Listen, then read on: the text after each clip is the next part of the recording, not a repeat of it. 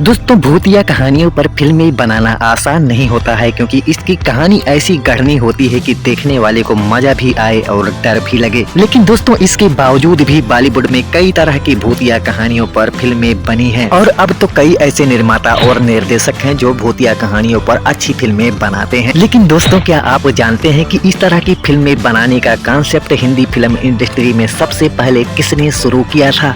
तो दोस्तों वीडियो को पूरा देखिए और चैनल को भी सब्सक्राइब कीजिए क्योंकि इस वीडियो में हम बात करने वाले हैं उन 7 भाइयों के बारे में जिन्होंने बॉलीवुड में सबसे पहले भूतिया कहानियों पर फिल्में बनानी शुरू की और लीक से हटकर दर्शकों को ऐसी कहानियों पर फिल्में बनाकर दिखाएं कि मनोरंजन के साथ ही लोगों में खौफ भी बना।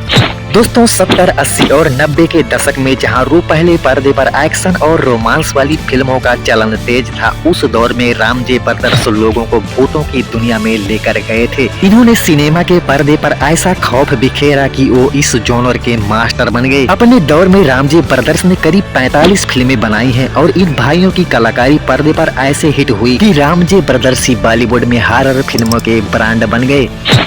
दोस्तों आज की जनरेशन ने स्त्री, भूल भुलैया और राज जैसी फिल्मों की कहानी देखी है जिसे या तो पूरी तरह से हॉरर या फिर हॉरर कॉमेडी फिल्म माना जाता है। लेकिन अगर आप पुरानी और डरावनी फिल्मों व सीरियल के देखने के शौकीन हैं तो भूतों की आहट से रोंगटे खड़ी कर देने वाले रामजे ब्रदर्स की कहानियां जरूर देखी होंगी। दोस्तों 70 और 80 के दशक में हॉरर फिल्मों से सिल्वर स्क्रीन की दुनिया पर डर बिखेरने वाले रामजे ब्रदर्स 7 भाई थे। इनमें तुलसी रामजे सबसे बड़े थे। इसके बाद क्रमशः श्याम राम से, गंगू राम से, कुमार राम से, केशु राम से, किरण राम से और अर्जुन राम से सबसे छोटे थे। दोस्तों हर भाई फिल्म मेकिंग से जुड़ी किसी न किसी चीज का एक्सपर्ट था और सबने एक डिपार्टमेंट संभाल रखा था।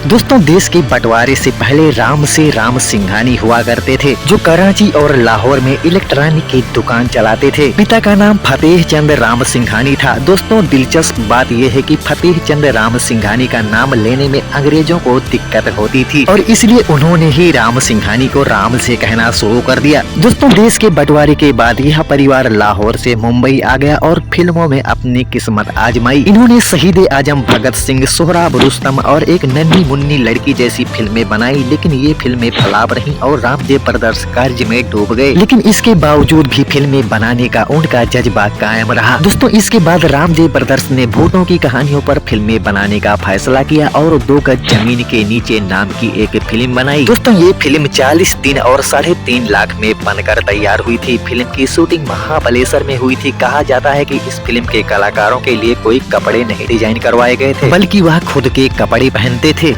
दोस्तों 7 भाइयों ने अपना अपना काम बांट रखा था। फिल्मों के निर्देशन का काम तुलसी रामजे और श्याम रामजे ने संभाल रखा था। स्क्रीन प्ले का काम कुमार रामजे करते थे। प्रोडक्शन डिजाइन का काम अर्जुन रामजे देखते थे। सिनेमेटोग्राफी का काम गंगू रामजे और केशु रामजे और म्यूजिक और साउंड का काम किरण रामजे ने संभाल रखा था।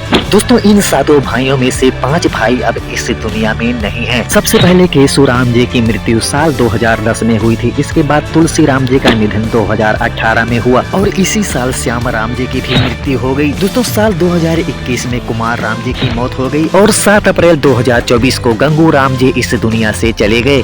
दोस्तों रामजे ब्रदर्स के द्वारा बनाई गई कुछ सुपरहिट भूतिया फिल्मों की बात करें तो बंद दरवाजा, पुरानी हवेली, धुंध, सन्नाटा, पुराना मंदिर और वीराना जैसी कुछ और भी फिल्में हैं जिन्हें देखने के बाद दर्शक आज भी डर का अनुभव करते हैं। बाकी दोस्तों रामजे ब्रदर्स के बारे में आप भी अगर कुछ कहना चाहते हैं तो कमेंट करके जरूर बताएं।